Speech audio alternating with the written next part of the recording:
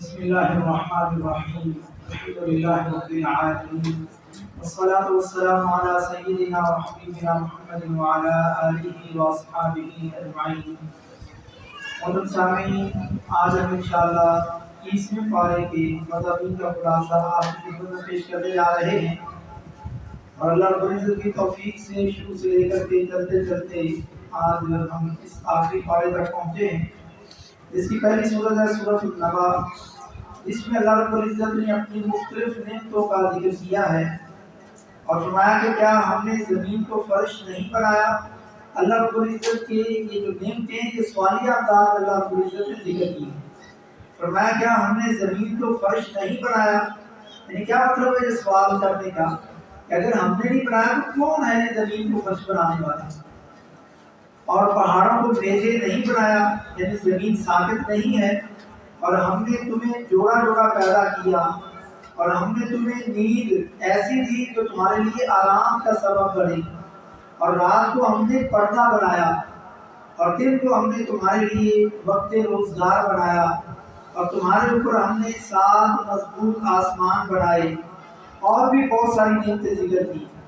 یقیناً پرہیزگاروں کے لیے کامیابی ہے، اللہ سے ڈرنے والوں کے لیے کامیابی ہے، اور وہاں پر باغات اور انگور ہیں، اور نوجوان کنواری ہم عمر لڑکیاں ہیں، اور بڑے ہوئے چلتے ہوئے جامع شراب ہوں گے، جس میں روح اور فرشتے صفیں باندھ کر کے کھڑے ہوں گے، تو کوئی بھی بات نہ کر سکے گا مگر جسے رحمان اجازت دے گا، اور پھر وہ ٹھیک بات زبان سے نکالے گا، یعنی جس سے درست بات کہی ہو، یعنی کلمہ توحید کے اقراری رہا ہو۔ ہم نے تمہیں عنقریب آنے والے عذاب سے ڈرایا اور چوکنا کر دیا، جس دن انسان اپنے ہاتھوں کی کمائی، اپنے ہاتھوں کے گناہوں کو دیکھ لے گا، اور کافر کہے گا کہ کاش میں مٹی ہی ہو جاتا۔ پھر سورۃ النازعات شروع ہوتی ہے، جس میں موسیٰ علیہ السلام کا فرعون کو نصیحت کرنا اور فرعون کا انکار کرنا۔ پھر سب کو جمع کر کے پکارا، یعنی اپنی قوم کو جمع کر کے فرعون کہنے لگا تم سب کا رب میں ہوں، نعوذ باللہ۔ تو اللہ نے بھی اسے آخرت کے اور دنیا کے عذاب میں گرفتار کر لیا، اور اس کے بعد آسمان زمین کو ہموار بچھا دیا، اور سورہ حامیم سجدہ میں 9 نمبر آیت میں بات گزر چکی ہے کہ اللہ رب العزت نے خالہ کا پیدا کیا، اور دہا کا مطلب ہے ہموار کرنا، بچھا دینا، یعنی اللہ نے پہلے زمین کو 2 دن میں بنایا، اور پھر زمین کی تخلیق آسمان سے پہلے ہوئی، پھر آسمان کو پیدا کیا، اور پھر زمین کو ہموار کیا، رہائش کے قابل بنایا، اور ضرورت کی چیزیں مہیا کی۔ اور قیامت وہ دن ہے جس دن انسان اپنے کیے ہوئے کاموں کو یاد کرے گا، تو جس نے سرکشی کی ہوگی اور دنیاوی زندگی کو ترجیح دی ہوگی، اس کا ٹھکانہ جہنم ہے۔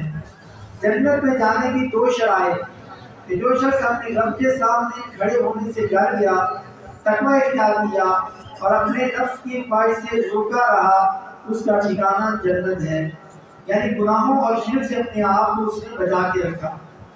اگلی صورت ہے سورۃ العبس۔ اس صورت کی شان نزول میں تمام مفسرین کا اتفاق ہے۔ ایک بار حضرت عبداللہ ابن ام مکتوم رضی اللہ تعالیٰ عنہ ایک نبینا صحابی ہیں، وہ پیارے نبی صلی اللہ علیہ وسلم کے پاس کچھ مسائل پوچھنے کے لیے آئے، لیکن اس وقت آپ آج مکہ کے کافروں کو وعظ و نصیحت کرنے میں، اسلام کی دعوت دینے میں مشغول تھے۔ تو پیارے نبی صلی اللہ علیہ وسلم نے حضرت عبداللہ ابن مکتوم رضی اللہ تعالیٰ عنہ کو اس طریقے سے جواب دیا، یعنی اس کو ہم اپنے الفاظ میں کہہ سکتے ہیں کہ اپنا بندہ ہے، یہ تو صحابی ہے، یہ مسئلہ بعد میں پوچھ سکتا ہے، لیکن آج یہ مکہ کے بڑے لوگ ہیں، یہ سردار ہیں، ان کو ذرا آج اسلام کی دعوت دے دو تاکہ یہ بھی کلمہ پڑھ لیں۔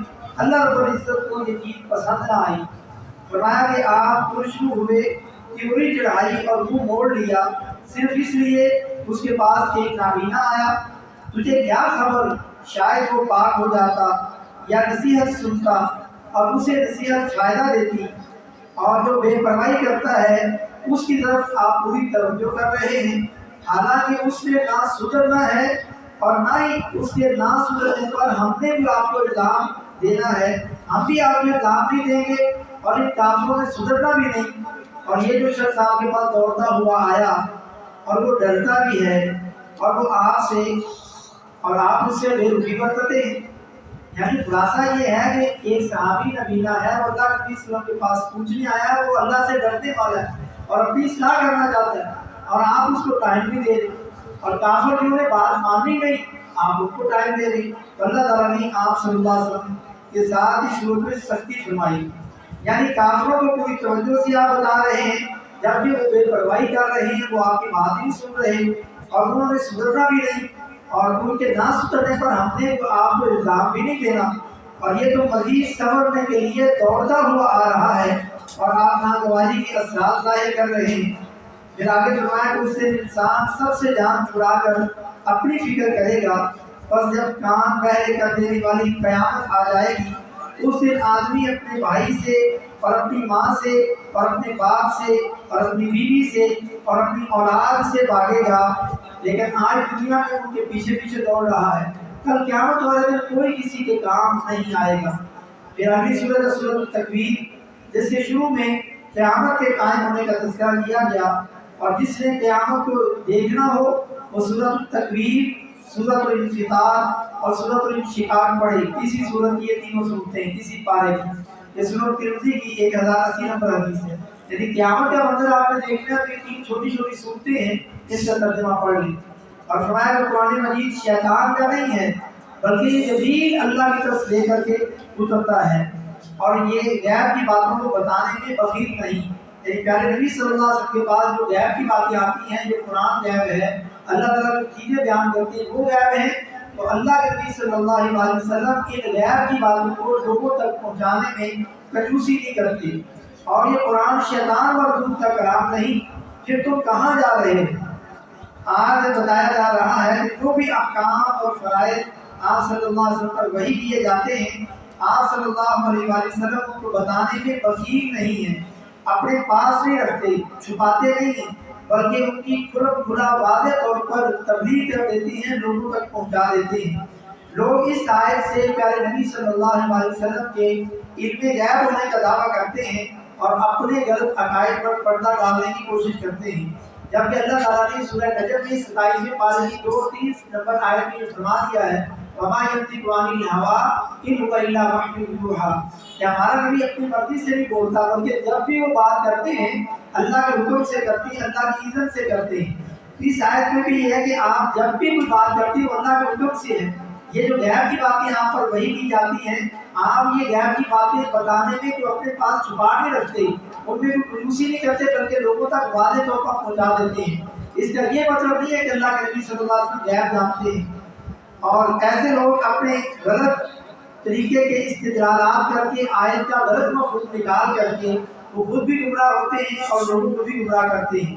اس کے بعد سورۃ الانفطار ہے، جس میں قیامت کا منظر بیان کرتے ہوئے فرمایا گیا، انسان تجھے تیرے رب کے بارے میں کس چیز نے دھوکے میں ڈال دیا، کس چیز نے تمہیں بہکا دیا ہے، جس نے تجھے پیدا کیا، پھر ٹھیک ٹھاک بنایا، پھر درست اور برابر بنایا، جس صورت میں چاہا اسی صورت میں تیری صورت کو ڈھال دیا، اور کرام کاتبین کا ذکر کیا کہ لکھنے والے مقرر ہیں، دو فرشتے جو کچھ بھی تم کرتے ہو وہ جانتے ہیں، وہ لکھتے ہیں، یعنی تمہارا ہر قول، ہر فعل، ہر تمہاری حرکت، ہر تمہارا اشارہ یہ لکھا جا رہا ہے۔ جس دن کوئی شخص کسی شخص کے لیے کسی چیز کا مختار نہ ہوگا، اور تمام تر احکام اس روز اللہ کے ہی ہوں گے۔ نبی کو مختار کل کہنے والے اور ماننے والے اپنے سیدھی عقیدے کو ٹھیک کر لیں۔ آپ صلی اللہ علیہ وسلم نے اپنی بیٹی صفیہ اور اپنی پیاری بیٹی حضرت فاطمہ الزہرا رضی اللہ تعالیٰ عنہا سے کیا فرمایا تھا کہ اعملی یا فاطمہ، کہ فاطمہ تم عمل کرتی رہنا، لا اغنی عنک من اللہ شیئا، کہ میں اللہ کے دربار میں تمہارے کسی کام نہیں آ سکوں گا۔ یہ کن کو کہا جا رہا ہے؟ جو نبی کے گھرانے کی اور ایک بیٹی ہے، پھوپھو ہے، ان کو کہا جا رہا ہے کہ عمل کرنا، عمل کے ساتھ نجات ہوتی ہے، میرے ساتھ رشتہ داری کی وجہ سے نجات نہیں ہونی۔ تو ہمیں بھی غور کرنا چاہیے کہ ہمارے اعمال کس طرح کے۔ اس کے بعد سورۃ المطففین ہے، جس میں ناپ تول میں کمی کرنے والوں کے لیے ویل اور خرابی ہے، کہ جب لوگوں سے ناپ تول کر لیتے ہیں تو پورا پورا لیتے ہیں، اور جب انہیں ناپ یا تول کر کے دینا ہو تو کم دیتے ہیں۔ کیا انہیں مرنے کے بعد جی اٹھنے کا کوئی خوف نہیں، کوئی خیال نہیں؟ اس کے بعد سورۃ الانشقاق ہے جس میں بھی قیامت کا منظر اور نامہ اعمال دائیں ہاتھ میں اور کچھ لوگوں کو ان کی پیٹھ کے پیچھے سے دیا جائے گا، ان کا ذکر کیا گیا ہے۔ اللہ رب العزت ہمیں دائیں ہاتھ والوں میں ہمارا حشر فرمائے۔ اس کے بعد سورۃ البروج ہے جس میں اصحاب الاخدود خندق والوں کا واقعہ ذکر کیا گیا۔ ان خندق والوں نے مسلمانوں کو، ایمان والوں کو ان خندقوں کے اندر ڈال کر کے ان کو زندہ جلایا جاتا، پتھر کے بڑے بڑے گڑھے بنا کر کے ایمان والوں کو اندر ڈالا جاتا آگ جلا کر کے، اور ان کو اس طریقے سے سزائیں دی جاتی۔ اصل میں اس کا واقعہ یہ ہے کہ بادشاہ کے ایک جادوگر اور نجومی کا ہے کہ جب اس کے مرنے کا وقت اس کو اندازہ ہوا کہ میں کافی کمزور ہوں، مر جاؤں گا، تو اس نے بادشاہ سے کہا کہ کوئی ذہین ترین لڑکا میرے پاس بھیجو تاکہ میں اپنا یہ جادو، یہ منتر میں اس کو سکھا دوں۔ تو گویا کہ ایک لڑکا اس کے سامنے جاتا رہا، تو راستے میں ایک عیسائی عالم آتا تھا، کیونکہ اس وقت عیسائی لوگ تھے، تو اس عیسائی عالم پادری سے بھی وہ کچھ سیکھتا، پھر جا کر اس کے جادوگر کے پاس جاتا۔ ایک دن راستے میں ایک شیر یا سام جو پریشان کر رہا تھا لوگوں کو، اس بچے نے، لوگوں نے کئی طریقے سے اس کو مارنا کہا مگر وہ مرا نہ۔ بچے نے کہا کہ آج میں چیک کرتا ہوں کہ یہ اس عیسائی عالم کا دین سچا ہے یا جادوگر کے جادو سچا ہے۔ اس نے اللہ تعالیٰ سے دعا کر کے کہا کہ اللہ اگر یہ سچا ہے، عیسائی پادری یہ دین سچا ہے، کیونکہ اس وقت یہی دین تھا، اسلام دین نہیں تھا، عیسائیت کا ہی دین تھا۔ تو اس نے جب یہ کہا کہ اللہ اگر یہ دین سچا ہے تو اس جانور کو مار دے تاکہ لوگوں کے لیے راستہ آسان ہو جائے۔ اس نے جب وہ پتھر پکڑ کے مارا، اللہ کا نام دے کر کے وہ جانور مر گیا۔ اس بچے کو یقین ہو گیا کہ جادوگر غلط ہے، لیکن یہ جو آسمانی کتاب کے پر نازل ہوئی عیسائیت والا فضل یہ ٹھیک ہے۔ جب بادشاہ کو اس کا پتہ چلا، اس نے ایمان والوں کو مروا دیا اور اس کو بچے کو بھی مارنے کے لیے اس نے کئی حربے استعمال کیے مگر بچہ نہ مرا۔ آخر کار بچے نے خود کہا کہ اگر تمہیں مجھے قتل کرنا ہے تو طریقہ میں بتاتا ہوں تو میں قتل ہو جاؤں۔ بادشاہ خوش ہوا کہ بڑی اچھی بات ہے۔ دیکھیے بچہ کتنا ذہین ہے۔ بچے نے کہا کہ آپ پورے شہر والوں کو اکٹھا کرنا کل کتنے بجے، اور سب کے سامنے آ کر کے جیسے میں کہوں گا ویسے مجھے مارنا، اور میں مر جاؤں گا اس کے علاوہ میں نہیں مروں گا۔ اب سارے شہر والے اکٹھے ہو گئے۔ بچے نے کہا کہ اب تم مجھے تیر مارو، اور تیر مارتے وقت کہنا اللہ اکبر، کہ اللہ کے نام کے ساتھ ابھی میں قتل کرتا ہوں۔ جیسے پھر انہوں نے تیر مارا، یہ بچہ مر گیا اور سارے لوگ پکار اٹھے اللہ اکبر۔ یعنی اللہ رب العزت کے اس توحید کا پرچار اس چھوٹے بچے نے کیسے سارے کے منہ پہ اس سے نکال دیا، جو نکالنا نہیں چاہتے تھے، ڈرے ہوئے تھے۔ اللہ رب العزت نے اس طریقے سے اپنی توحید کا پرچار کیا اور لوگ جتنے اللہ ان پر پکار اٹھے اور ایمان لے آئے اس بچے کے اس طریقے پر۔ بادشاہ کو مزید غصہ آیا، اس سے پھر پتھر کی خندقیں کھدوائیں اور جو بھی ایمان لاتا ان کو آگ جلا کر کے ان گہرے کنویں اور ان خندقوں کے اندر ان کو جلا دیا جاتا۔ یہ آج بھی سعودی عرب کے اندر یہ علاقہ موجود ہے، لجران اور جیزان کا، اور میں کچھ عرصہ پہلے ادھر گیا تھا، دیکھ کے آیا تھا، بڑے بڑے پتھر اسی طرح گڑے، یعنی دیکھ کے خوف آتا ہے جب آپ اس سورہ ملک پڑھیں اور اس واقعے کو سمجھیں۔ ایمان کی وجہ سے لوگوں کو کس طریقے سے تکلیفیں دی گئی، اور آج میں اور آپ کس طریقے سے ہیں۔ یعنی ہمیں نماز لمبی ہو جائے، درس لمبا ہو جائے، تراویح لمبی ہو جائے، ہمیں تکلیف ہونا شروع ہو جاتی، تھک جاتے ہیں، لیکن ہمیں کوئی تکلیف نہیں، کوئی مارتا نہیں، کوئی گالی نہیں دیتا، کوئی ہمیں ہمارے محلے سے اور گھر سے نہیں نکالتا۔ لیکن ان لوگوں کو کیسے ستایا گیا، لیکن وہ بھی کتنے ثابت قدم رہے۔ اللہ رب العزت نے ایسے ان لوگوں کے درجات بلند نہیں کیے، اور اللہ رب العزت نے فرمایا کہ نبت شرف شدید، یقیناً تیرے رب کی پکڑ بڑی سخت ہے، اور تیرا رب جو چاہے وہ اسے کر گزرنے والا ہے۔ اس کے بعد سورۃ الطارق ہے جس میں انسانی زندگی کی پیدائش کا ذکر کیا گیا کہ ہم نے جو یہ اچھلتے ہوئے پانی سے پیدا کیا جو پیٹھ اور پسلیوں کے درمیان سے نکلتا ہے، اور اس میں قیامت کے دن چھپی ہوئی باتوں اور کاموں کی جانچ پڑتال کا بھی ذکر کیا گیا، اور فرمایا کہ آپ نصیحت کرتے رہیں، جڑاتے رہیں۔ یہ آگے سورۃ العراف شروع ہو رہی ہے، اس میں فرمایا کہ آپ نصیحت کرتے رہیں، جڑاتے رہیں، اور اگر نصیحت ہے تو یہ فائدہ دے گی۔ ڈرنے والا نصیحت لے گا اور قبول کر لے گا، اور جو نہیں ڈرنے والا وہ آپ کی نصیحت نہیں دے گا، نہیں قبول کرے گا۔ ہاں جو بدبخت ہے اس سے گریز کرے گا، دور بھاگے گا، پھر اس کو بڑی آگ میں ڈالا جائے گا، جہاں پھر وہ مرنے کے بعد جیے گا، جہاں وہ نہ مرے گا نہ جیے گا۔ بے شک اس نے فلاح پا لی اور کامیاب ہو گیا جس نے اپنے رب کا نام یاد رکھا اور نماز پڑھتا رہا۔ لیکن تم لوگ دنیا کی زندگی کو ترجیح دیتے ہو اور آخرت بہت ہی بہتر اور باقی رہنے والی زندگی ہے۔ یہاں پر بھی میرے اور آپ کے لیے سوچنے کا مقام ہے۔ میرے اور آپ کی نظر میں سب کچھ کیا ہے؟ یہی زندگی جس کے لیے ہمارا دن رات اٹھنا بیٹھنا جاگنا کھانا پینا، یہ سب کچھ اسی زندگی کے لیے، اور آخرت کے لیے ہم کتنی محنت کر رہے ہیں وہ میں بھی بہتر جانتا ہوں، آپ بھی بہتر جانتے ہیں کہ اللہ تعالیٰ کیا فرما رہے ہیں۔ لیکن تم دنیا کی زندگی کو ترجیح دیتے ہو، لیکن آخرت کی زندگی زیادہ بہتر ہے اور باقی رہنے والی ہے۔ اس کے بعد سورۃ الغاشیہ ہے جس میں قیامت کا منظر ذکر کیا گیا۔ یہ سورۃ الاعلیٰ اور سورۃ الغاشیہ جمعہ کے دن جمعہ کی نماز میں پڑھنا سنت ہے، ایسے عیدین کی نماز میں بھی ان کو پڑھنا سنت ہے۔ اور عیدین کی نماز میں ہم نے 26ویں پارے میں ذکر کیا تھا کہ سورہ قاف اور سورۃ القمر پڑھنا بھی سنت ہے۔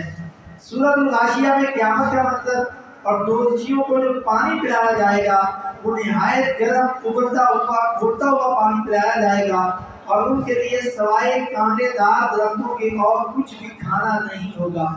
ان کا کھانا کیا ہوگا؟ ایسے پتے ایسی لکڑیاں جن کے اندر کانٹے لگے ہوئے ہیں، جیسے بیری کے ہیں کیکر کے ہیں، آپ منہ میں ڈالیں گے کھا سکیں گے؟ کوئی نہیں چبا سکے گا، لیکن ان کو کھانا پڑے گا۔ منہ کے اندر بھی زخم بنیں گے، وہ جو کانٹے ہیں منہ کے اندر چبھیں گے۔ آج آپ کے دانت میں ایک تنکا کھانے کا ذرہ پھنس جائے، آپ کو سکون نہیں ہوتا، دانت کے اندر آپ مختلف چیزیں مارتے ہیں تو نکل جائے، لیکن اس سے جہنمیوں کا جو کھانا ہوگا وہ کانٹے کا ہوگا، کانٹے والی لکڑیاں ہوں گی، اور ان کا جو پانی ہوگا وہ گرم کھولتا ہوا ابلتا ہوا بدبودار جسم سے زخموں سے نکلنے والی جو ٹیپ ہوگی وہ ان کے لیے پانی ہوگا۔ وَلِعِيَاذُ بِاللَّهِ، اللہ تعالیٰ ہمیں جہنم اور جہنم کو دیکھنے سے اللہ ہمیں محفوظ فرمائے۔ اور یہ ایسا کھانا ہوگا جو نہ بھوک مٹائے گا اور نہ اسے جسم کو طاقت دے گا، یعنی جسم موٹا بھی نہیں ہوگا۔ اور پھر آسمانوں، اونٹوں، زمینوں، پہاڑوں کی پیدائش کا ذکر کیا۔ اس کے بعد سورۃ الفجر ہے، انسانی رویوں اور آزمائشوں کا بیان۔ انسان کا حال یہ ہے کہ جب اللہ اسے آزماتا ہے اور عزت اور نعمت دیتا ہے تو کہنے لگتا ہے کہ میرے رب نے مجھے عزت دی، یعنی میں اس کا مستحق تھا، مجھے یہ ملنی چاہیے تھی۔ اور جب اللہ رب العزت اس کو آزماتا ہے، اس کی روزی چھڑ کر دیتا ہے تو کہنے لگتا ہے کہ میرے رب نے میری بے عزتی کی، میرے رب نے میری اہانت کی، میرے رب نے مجھ سے چیز چھین لی، یہ اس وقت فوراً باغی ہو جاتا ہے۔ ایسا ہرگز نہیں، تم لوگ یتیموں کی عزت نہیں کرتے، مسکینوں کو کھانا نہیں کھلاتے۔ جس دن انسان کہے گا کہ کاش میں نے اپنی زندگی کے لیے کچھ آگے سامان بھیجا ہوتا، لیکن اطمینان والی روح والی جو زندگی اور روح والی جو نفس ہے، نفس مطمئنہ، اس کو جنت میں داخل کیا جائے گا۔ اس کے بعد سورۃ البلد ہے۔ اللہ رب العزت نے پیارے نبی صلی اللہ علیہ وسلم کے شہر کی قسم اٹھا کر کے پیارے نبی صلی اللہ علیہ وسلم کی شان کو اور بڑھا دیا، اس کی مزید وضاحت فرمائی۔ ہم نے کل بھی ذکر کیا تھا کہ اللہ رب العزت مالک ہے، رب ہے، وہ جس کی چاہے قسم اٹھا سکتا ہے، لیکن ہم اللہ کے علاوہ کسی اور کی قسم نہیں اٹھا سکتے۔ ہمارے لیے اللہ کے علاوہ کسی اور کی قسم اٹھانا یہ شرک ہے، اس سے منع کیا گیا ہے۔ اور پھر انسان کے یہ سورۃ البلد اللہ کی نعمتوں اور انسان کی ناشکری کا بیان۔ اس کے بعد سورۃ الشمس ہے جس میں انسان کے تزکیہ نفس اور پاکی کا بیان کیا گیا، کیونکہ انسان کے نفس میں نیکی اور برائی دونوں رکھ دی گئی، یعنی ابھی میرے اور آپ کے دل دماغ کے اندر نیکی کا شوق بھی ہے اور برائی کی بھی تمنا ہے۔ اب ہمارے اوپر ہے کہ ہم نے اپنے نفس کو کدھر لے کے جانا، یہ اختیار میرے اور آپ کے پاس ہے۔ اللہ رب العزت نے بتا دیا کہ یہ دونوں چیزیں ہم نے اندر رکھی ہیں، اب آپ نے کس طرح بولنا ہے، کس کی طرف جھک جانا ہے، یہ آپ کے پاس اختیار ہے۔ اس کے بعد سورۃ اللیل ہے، انسان اور تنگ زندگی کا اصول بیان کر رہا دیا کہ صدقہ جنت کی راہ آسان کر دیتا ہے اور کنجوسی اور بخل جہنم کی راہ دیکھتا ہے۔ اس کے بعد سورۃ الضحیٰ ہے جس کی پہلی جو آیات کا ترجمہ ہی لوگوں نے بدل دیا۔ بعض لوگوں نے تو آپ صلی اللہ علیہ وسلم کی شان بیان کرتے ہوئے اتنا غلو کیا کہ قرآن پاک کا ترجمہ ہی بدل دیا، جبکہ مولانا طارق جمیل اللہ تعالیٰ حیات ہے، اللہ تعالیٰ ان کو یہ حق بات کو قبول کرنے کی توفیق نصیب فرمائے۔ وہ یہ بیان کرتے ہوئے کہتے ہیں کہ یہ ویڈیو سوشل میڈیا پر موجود ہے، وہ کہتے ہیں وَالضُّحَىٰ وَاللَّيْلِ إِذَا سَجَىٰ، کہ نبی قسم ہے تیرے چہرے کی اور قسم ہے تیری کالی زلفوں کی۔ آپ یہ اہل حدیثوں کا قرآن کا ترجمہ اٹھا لیں، دیوبند کے کتنے ہیں ان کے ترجمے اٹھا لیں، بریلویوں کو اٹھا لیں، کہیں پر آپ یہ ترجمہ نہیں ملے گا۔ ترجمہ کیا ہے؟ وضحیٰ، قسم ہے چاشت کے وقت کی، جب سورج نکلتا ہے اس وقت کی قسم، اور قسم ہے رات کی جب چھا جائے۔ اب نبی صلی اللہ علیہ وسلم کی شان بیان کرنے کے لیے قرآن تھوڑا ہے، احادیث تھوڑی ہیں، آپ کے الفاظ تھوڑے ہیں، آپ قرآن کے ترجمہ بدل دیں۔ یہ کتنی بڑی جرأت اور ہمت ہے۔ اور اگر کسی نے قرآن دور میں ایسا ترجمہ یا مفہوم کسی نے بیان کیا ہے تو آپ کو بیان کرنا چاہیے کہ فلاں نے یہ کہا ہے مگر یہ صحیح نہیں، صحیح یہ ہے جو تمام علماء نے کیا۔ تو بلے بلے اور واہ واہ اور نعرے دیتے کہ آج لوگ کہاں تک پہنچ جاتے ہیں، اور یہ جو عام لوگ نہیں ہیں ان کا معاشرے میں ایک مقام ہے، مجھے اور آپ کو کوئی نہیں جانتا مگر ان کو بچہ بچہ جانتا ہے۔ ایسا شخص جب غلطی کرتا ہے تو غلطی کا برا اثر پورے معاشرے پہ پڑتا ہے۔ کتنے لوگوں کے اندر یہ بات جائے گی، وہ ہمیشہ یہی ترجمہ یاد رکھیں گے اور وہ غلط بیان کرتے رہیں گے اور اس کا گناہ بیان کرنے والے کو ملتا رہے گا۔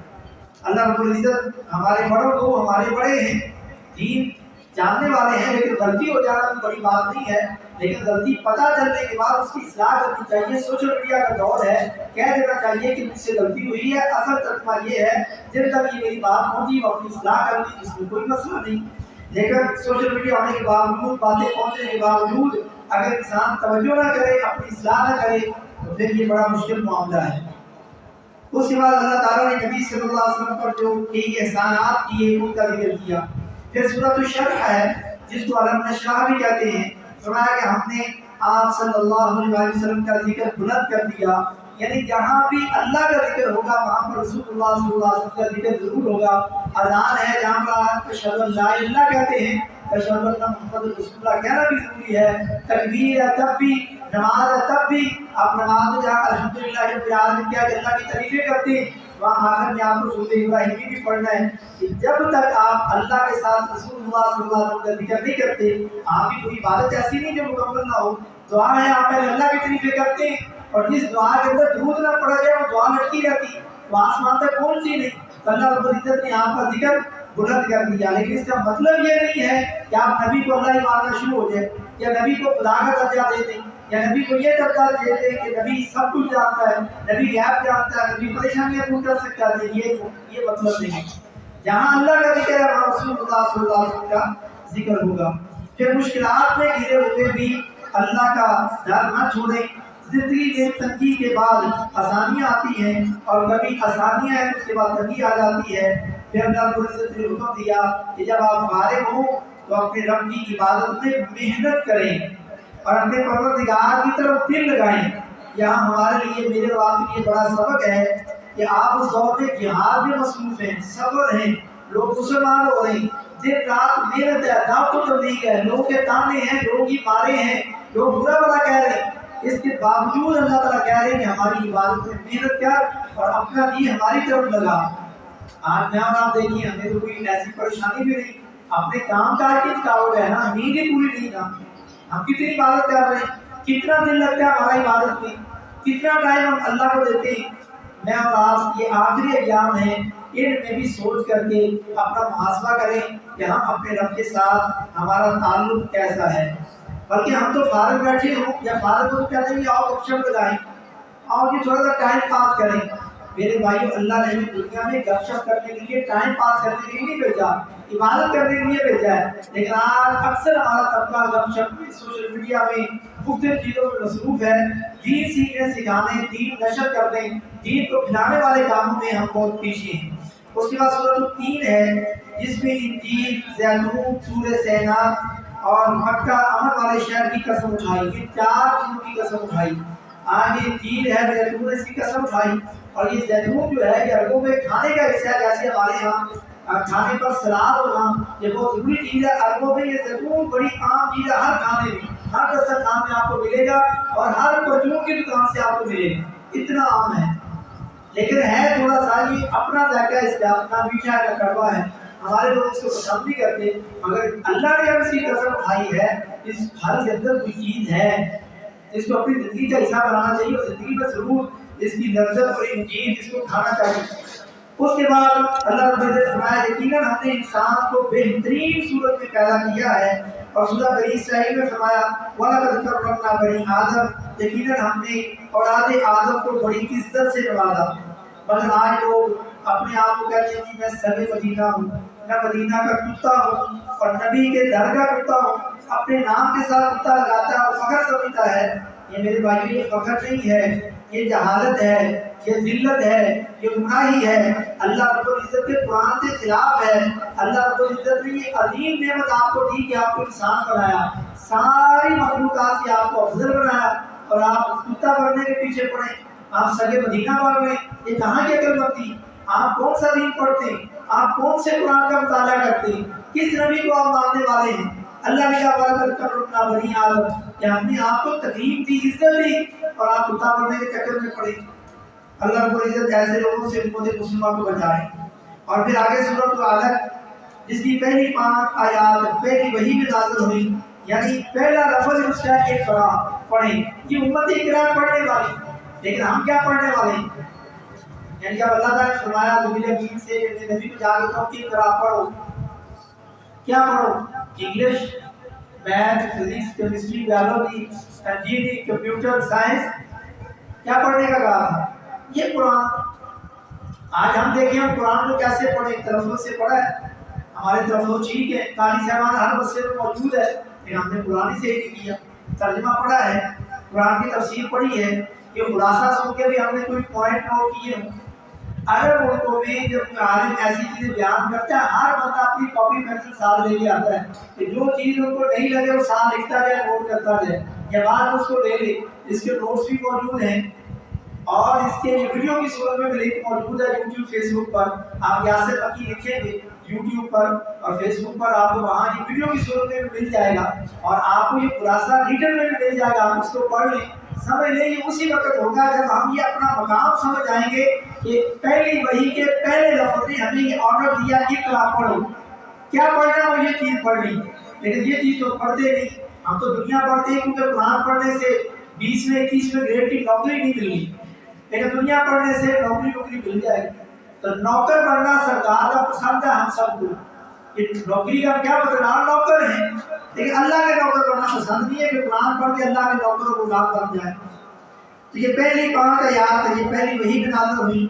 اس کے بعد سورۃ القدر ہے جس میں لیلۃ القدر کی اہمیت اور فضیلت بتائی گئی کہ یہ ایک رات 1000 مہینوں سے بہتر ہے، جو 83 سال 4 مہینے بنتے ہیں، برابر نہیں کہا، بہتر کہا ہے۔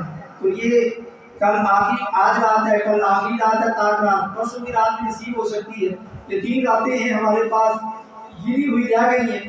اب جو بھی محنت کرنا چاہتا ہے کہ اگر لیلۃ القدر نہیں گزری دنوں میں پا لے، اور اگر گزر چکی ہے تو محنت کرے، اللہ رب العزت عطا کرنے والا ہے، اور اللہ رب العزت کسی کی محنت ضائع نہیں کرتا۔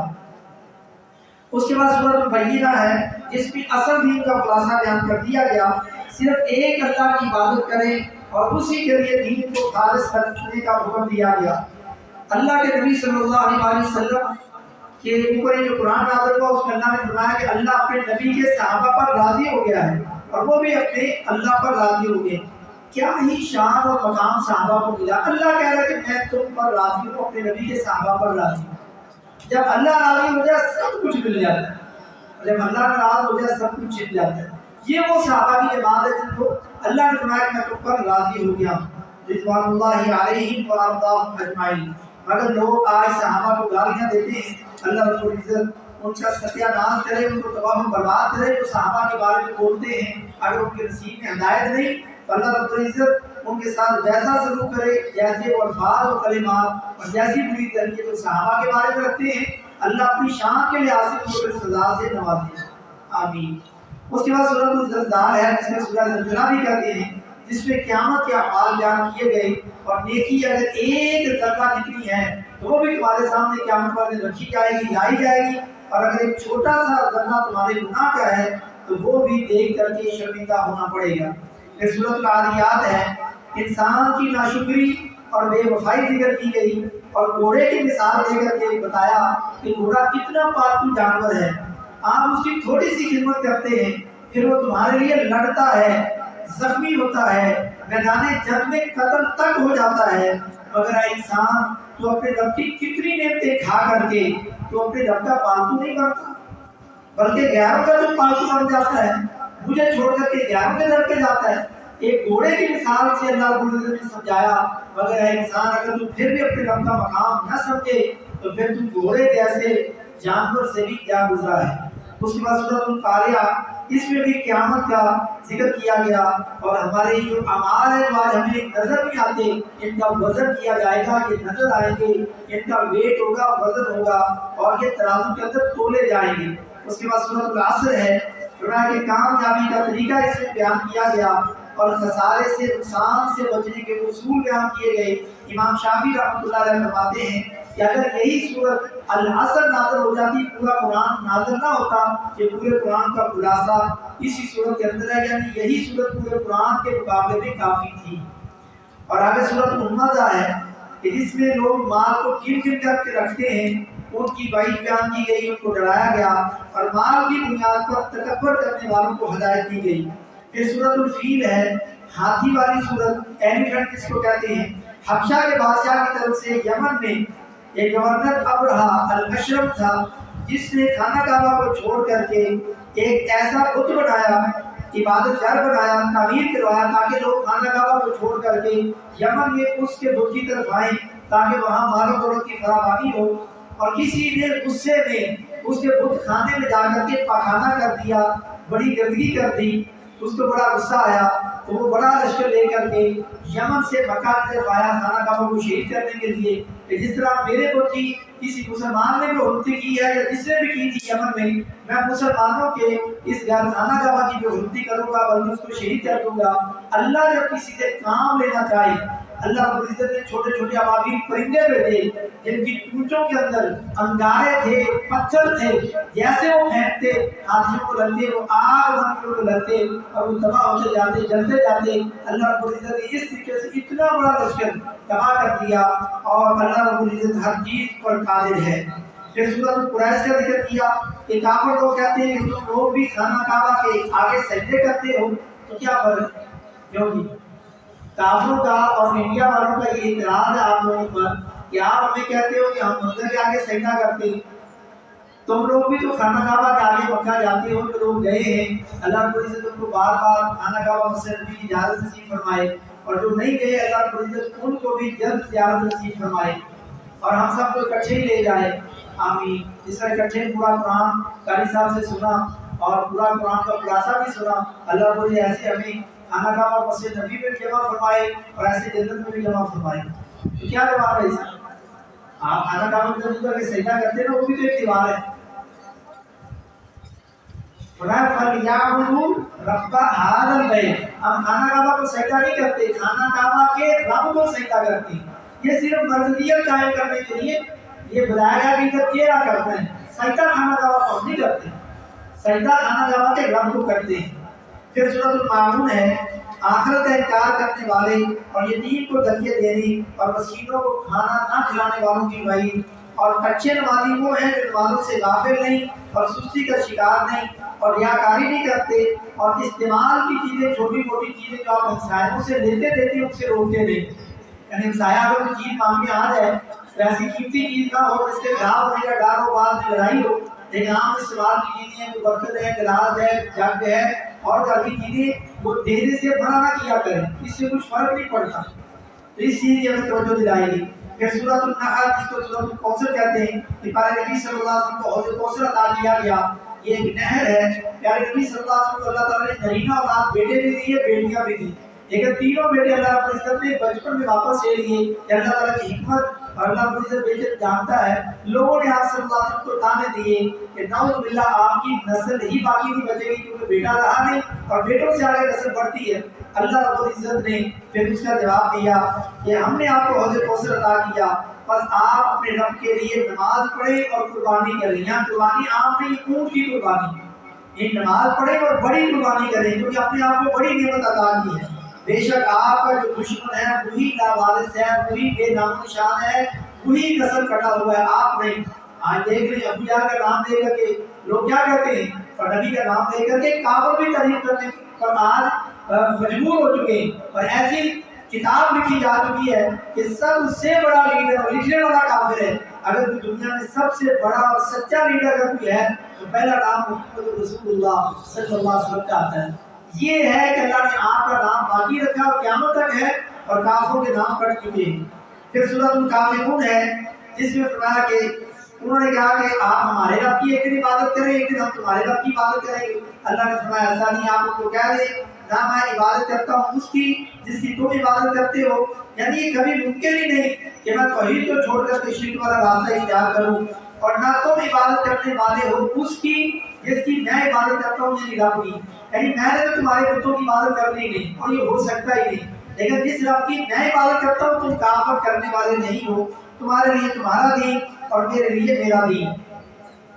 پھر سورۃ الفتح ہے, اس میں بھی خوشی اور انعام اور نعمت ملنے پر اللہ کا شکر ادا کرنا اور استغفار اور توبہ کرنا. جب یہ سورۃ الفتح سورۃ النصر نازل ہوئی تو صحابہ کرام سمجھ گئے کہ دین مکمل ہو چکا ہے اور پیارے نبی صلی اللہ علیہ وسلم دنیا سے جانے والے ہیں, آپ کی وفات کا وقت قریب آ چکا ہے. اور حضرت ابوبکر اور بڑے صحابہ اس سورت کے نازل ہونے کے بعد پریشان ہو گئے, غمگین ہو گیا کہ اب جدائی کا وقت قریب ہے. پھر سورۃ اللحد سورۃ المسد ہے کہ نبی صلی اللہ علیہ وسلم کے سگے چچا ابو لہب نے جب پیارے نبی صلی اللہ علیہ وسلم کو بددعا دی تو اللہ نے یہ سورت اس کے جواب میں نازل کی کہ تو میرے نبی کو بددعا دیتا ہے تیرے ہاتھ میں کیا تم تو برباد ہو جائے. اللہ رب العزت نے یہاں پر کسی قربت کا اور کسی سید ذات ہونے کا اللہ رب العزت نے لحاظ نہیں کیا. اللہ رب العزت نے یہ کہا کہ کوئی بھی ہو جو میرے نبی کی گستاخی کرے گا اس کے لیے کوئی بھی راستہ کھلا ہوا نہیں. ہمیں بھی غیرت دیکھنی چاہیے, غیرت کرنی چاہیے اپنے لیے, اپنے نبی کے لیے, اپنے دین کے لیے. آخر میں سورۃ الاخلاص ہے جس میں اللہ کی تعریف, اللہ کا تعارف کروایا گیا, توحید کا خلاصہ بیان کیا گیا کہ آپ کہہ دو کہ اللہ ایک ہے, یعنی کوئی دوسرا اللہ نہیں ہے, یعنی کسی دوسرے کے در پہ نہ جاؤ. اللہ الصمد, اللہ بے نیاز ہے, اسے کسی کی حاجت نہیں ہے. جو لوگ کہتے ہیں کہ ایک نبی کی خاطر اللہ نے ساری کائنات بنا ڈالی, یہ اللہ الصمد کے خلاف ہے. یعنی گویا کہ آپ اللہ کو مجبور سمجھتے ہیں کہ اللہ نبی کی وجہ سے یا کائنات بنانے کی وجہ سے مجبور ہے. ایک طرف آپ کہتے ہیں اللہ الصمد اور دوسری طرف یہ نعرہ لگاتے ہیں. اپنے عقیدے کی اصلاح کریں, زندگی گزر کی سورہ اخلاص پڑھتے ہوئے کہ اللہ الصمد پر کبھی ہم نے غور نہیں کیا, اور ایسی نعتیں اور ایسے کلمات عام ہیں ایک محبوب کی خاطر ساری دنیا بنا ڈالی. اور یہ شرکیہ شعر بھی لوگ پڑھتے ہیں نعوذ باللہ کہ خدا بھی نہ بچ سکا محبت کے تقاضوں سے. یہ شرکیہ ہے, میں پہلے بتا رہا ہوں. خدا بھی نہ بچ سکا محبت کے تقاضوں سے, ایک محبوب کی خاطر ساری دنیا بنا ڈالی. نعوذ باللہ. یعنی اللہ مجبور ہے نبی کی محبت سے, مجبور نہیں ہے. اللہ اظہار کرتے ہوئے نبی کا مقام بلند کرنے کے لیے اپنے نبی سے محبت کرتا ہے. میں آپ ایک دوسرے سے محبت کرتے ہیں, باپ بیٹے سے محبت کرتا ہے, یہ مجبوری ہے. بیٹا باپ سے محبت کرتا ہے, بیٹے کی مجبوری ہے. خاوند بیوی سے محبت کرتا ہے, دونوں کی مجبوریاں ہیں. لیکن اللہ نبی سے محبت کرتا ہے, اللہ کی مجبوری نہیں ہے. اللہ الصمد ہے, وہ بے نیاز, اللہ جنوں سے پاک ہے. لم یلد ولم یولد ولم یکن له کفوا احد, نہ اس سے کوئی پیدا ہوا ہے نہ وہ خود کسی سے پیدا ہوا ہے. یعنی نہ اللہ کا کوئی باپ ہے نہ اللہ خود کسی کی اولاد ہے, اور نہ اللہ کا کوئی ہمسر, نہ اللہ کی کوئی برابری کرنے والا ہے, نہ اس کی ذات میں, نہ اس کی صفات میں, نہ اس کے افعال میں, یعنی نہ اس کے کاموں میں. پھر آخر میں سورۃ الفلق اور سورۃ الناس, جنوں کی نظر سے پناہ مانگنے پر بہترین صورتیں, حاسدوں کے حسد سے بچنے کے لیے اور پریشانیوں سے اور ہر تکلیف سے بچنے کے لیے, جادو کسی پر ہو جادو سے بچاؤ کے لیے ان صورتوں کو ضرور پڑھنا چاہیے. یا پیارے نبی صلی اللہ علیہ وسلم پر بھی اس کا اثر ہوا تو جبریل امین علیہ السلام یہ دو صورتیں لے کر کے نازل ہوئے اور ان کو پڑھ کر کے دم کیا. اور ہمیں بھی یہ دم کرتے رہنا چاہیے, بلکہ ہماری ماں کا حصہ بنا دیا گیا ہے. ہر نماز کے بعد یہ تینوں قل واللہ احد بھی اور یہ دو صورتیں بھی ایک ایک بار پڑھنا یہ سنت ہے. لیکن فجر اور مغرب کے بعد تین بار پڑھنی, فجر کے بعد 3 بار, مغرب کے بعد 3 بار, ظہر کے بعد, عصر کے بعد اور عشاء کے بعد ایک ایک بار یہ تینوں صورتیں پڑھنی, جس میں جنوں اور انسانوں کے وساوس سے پناہ مانگنے کا طریقہ بیان کیا گیا. اللہ رب العزت سے دعا ہے کہ یہ جو ہم نے پہلے پارے سے لے کر کے ابھی آخری 30ویں پارے تک جو خلاصہ بیان کیا, اس میں جو باتیں قرآن و حدیث کے مطابق ہیں وہ اللہ کی توفیق سے ہیں۔ اگر یہ پورا خلاصہ بیان کرتے ہوئے ایسی بات جو قرآن و حدیث کے مطابق نہ ہو تو یقیناً میری کمی سستی، میری کمی علمی جہالت اور شیطان کی وجہ سے اللہ رب العزت مجھے معاف فرمائے۔ باقی جو حق اور سچ باتیں اور اللہ کی توفیق سے ہیں، اللہ رب العزت مجھے اور آپ کو ان پر عمل کرنے کی توفیق نصیب فرمائے۔ اللہ رب العزت ہمیں اپنی زندگیاں بدلنے کی اور بار بار ایسے بے شمار ہمیں رمضان عطا فرمائے جس میں ہم اسی طرح دل لگا کر کے عبادات کریں، قرآن پڑھیں، قرآن سمجھیں، قرآن سیکھیں، قیام کریں، روزے رکھیں اور اپنی آخرت کو بہتر بنائیں اور لوگوں کے لیے بہتری کا ہم سبب بنیں۔ اللہ رب العزت ہم سب کا ہم ناصر ہو۔ اللہ رب العزت پورے قرآن کا خلاصہ سننا سنانا اپنی بارگاہ میں قبول فرمائے۔ قاری صاحب کا قرآن پاک سننا اور آپ سب کا ہمارے تراویح میں سننا سنانا اپنی بارگاہ میں قبول فرما کر کے ہمارے والدین کی، ہمارے بچوں کی، ہماری نسلوں کی، ہمارے معاشرے کی، ہمارے محلے کی اور پوری دنیا میں جتنے بھی توحید پر مسلمان فوت ہو چکے ہیں یا حیات ہے یا قیامت تک آنے والے، اللہ تعالیٰ سب کی مغفرت فرمائے۔ سبحان ربک رب العزت عما یصفون وسلام علی المرسلین والحمد للہ رب العالمین۔